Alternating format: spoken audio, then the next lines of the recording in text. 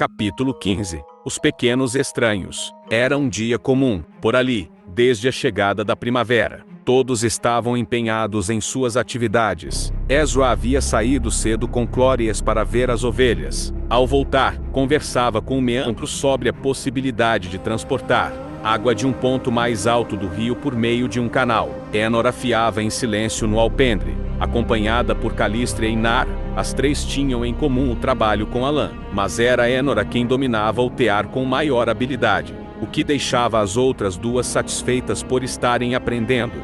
Dois dos filhos mais velhos de Nara haviam sido deixados sob os cuidados de Brennus, que limpava a estrebaria. Lúcias, o mais velho, tinha 3 anos, Cornélia 2. E o pequeno Viriato ainda era um bebê, todos frutos de seu casamento com Nara, que acontecera 4 anos antes. Pouco após o nascimento de Fiedoa, quando chegou a hora do almoço, Cesto se deslocava ao lado de Ezra, Clórias e Brennus, que vinha com Lúcias pela mão. Énor os esperava de braços cruzados em frente à casa, ao lado de Calístria e Lucã. Meandros e Anateron vinham logo atrás do grupo de Cesto. Foi quando Indíbiles, marido de Serém, e Lucã se aproximaram apressadamente. Ao se aproximarem, disseram quase ao mesmo tempo: uma caravana se aproxima. Quando a caravana começou a se aproximar, os cavalos estavam exaustos, mas bem cuidados, e os homens à frente carregavam lanças e mantinham a vigilância. Um mensageiro desceu apressadamente e se dirigiu a Cesto, que já aguardava ao lado de Ezra, Brennus e Meandros. Senhor Cesto, saudou, ofegante, o navio de Geir chegou esta manhã. Traz o óleo de baleia como encomendado, e o bacalhau seco, em boa quantidade. Boa notícia, disse Cesto, com um aceno contido. Esperávamos há semanas. O mensageiro se afastou, dando lugar a um homem gordo, de barba tingida de vermelho e olhos apertados pelo sol. Trajava roupas mercantis e trazia o anel de uma guilda nórdica. À sua retaguarda, uma carroça fechada por grades rangia ao se mover. Dentro, 12 figuras pequenas e encurvadas, olhos estreitos e feições desconhecidas, miravam os arredores com desconfiança e medo. Cesto franziu o senho, se aproximando da jaula. Que criaturas são essas? Duendes, gnomos, ou algum tipo de feitiçaria oriental? O mercador riu, com gosto. Não, senhor, humanos, vieram de um navio que explorava as costas de uma terra longínqua. Ásia, disseram. São pequenos, sim, e suas feições enganam, mas fazem coisas incríveis, como se fossem mágicos. Mas são selvagens. Não falam nossa língua, não obedecem comandos, ainda. Énor observava em silêncio, o rosto já umedecido por lágrimas contidas. Seu olhar se demorou na direção de uma das figuras, uma menina, talvez com 12 anos, de cabelos loiros embaraçados e olhos entre o verde e o azul, que não condiziam com os demais. Ezra se adiantou, seco. E essa? Perguntou, apontando para a menina. O mercador enrijeceu a postura. Essa não está à venda, disse, ríspido. É para meu uso pessoal. Ezra cerrou os olhos, e sua voz saiu firme, quase ameaçadora. Diga o preço agora, ou vai ser meu problema. Cesto ergueu a mão, contendo-o, e se virou para o mercador com tom mais brando, mas não menos firme. Estamos interessados na carroça com plantas exóticas. Isso vem de onde? Do mesmo navio, respondeu o homem, tentando se recompor. Tudo colhido em terras novas. Uma fortuna em potencial. Quanto quer por tudo? Perguntou Cesto, já cruzando os braços. 25.000 sestércios. Sem a menina. Cesto trocou um olhar com Ezra, depois com Énor. A menina não tirava os olhos do chão, mas suas mãos tremiam. Ele voltou-se ao mercador. 15.000, disse apenas. Está brincando? Só as sementes valem o dobro disso. 15, repetiu Cesto, sem piscar. O mercador bufou, praguejou em nórdico e fez menção de virar as costas. Mas hesitou. Olhou de novo para Cesto, depois para os escravos. Coçou a barba, bufou de novo. 20, mas todos eles. Até a menina. Feito, disse Cesto. Ezra virou as costas sem dizer mais nada. Énor aproximou-se devagar da jaula e tocou levemente os dedos da menina entre as grades. A garota a olhou, assustada, mas sem fugir ao toque. Cesto fez um sinal a Meandros para iniciar a transferência.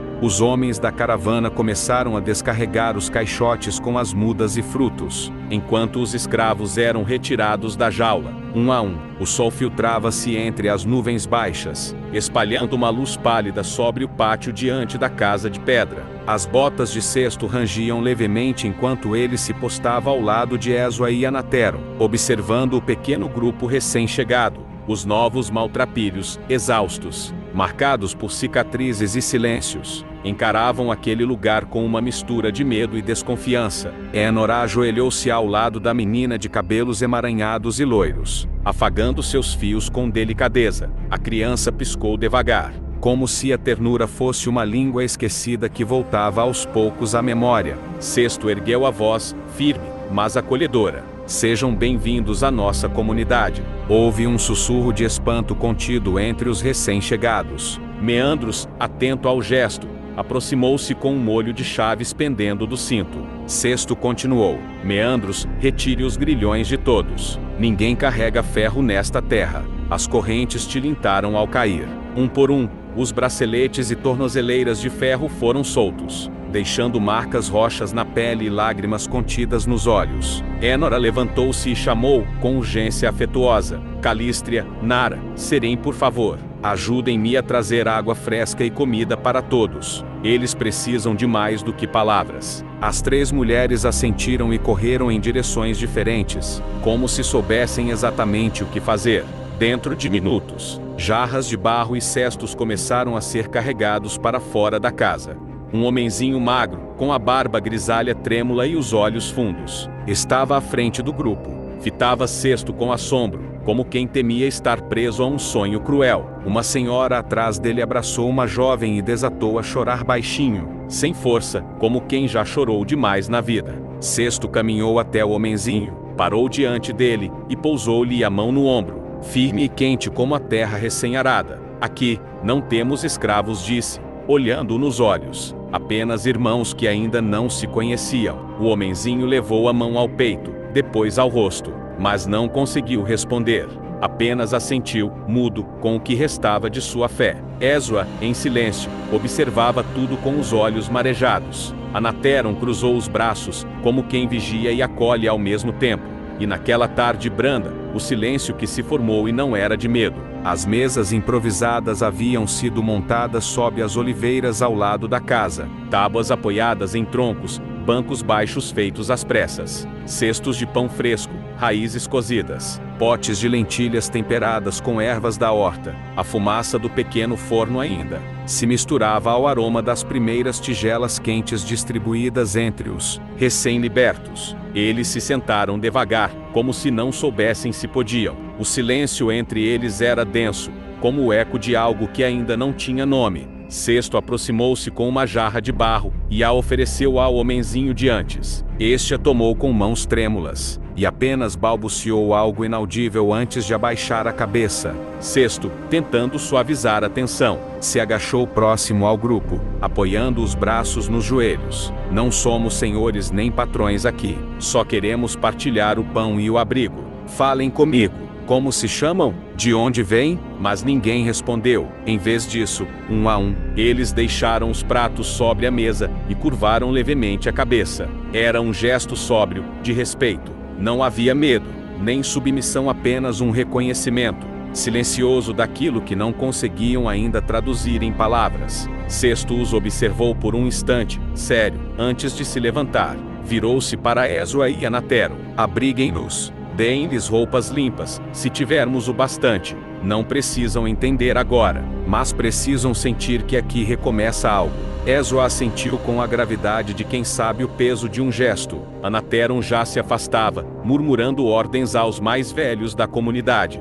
Mais tarde, sob o último fio de sol, Cesto se sentou no degrau de pedra diante da casa. O silêncio agora era outro, um silêncio de estômagos cheios e corpos exaustos, espalhados pelos celeiros, pelos cobertores junto à lareira, pelas sombras da varanda. Enora apareceu com os cabelos soltos, os pés descalços cobertos de poeira fina. Sentou-se ao lado dele, sem dizer nada de início. Apenas encostou o ombro no dele, em silêncio. Depois de alguns minutos, ela falou: é difícil para eles. A liberdade pode parecer tão violenta quanto as correntes, quando vem de repente. Cesto respondeu com a voz baixa, quase cansada: Eu imaginei que agradeceriam com palavras, que perguntariam o motivo, mas só curvaram a cabeça, como se eu fosse algo distante. Enora sorriu de leve, sem ironia. Para quem só conheceu açoite e silêncio, até a brisa pode parecer um milagre. Ele olhou para ela, e ali havia ternura, mas também um peso que não se dissipava.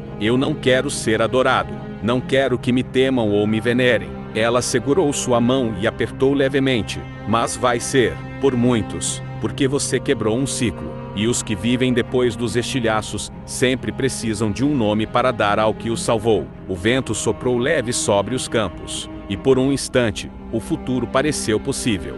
Se ainda está aí, é porque gostou dessa história. Siga-me, ative a notificação, curta, compartilhe e até o próximo capítulo. Obrigado.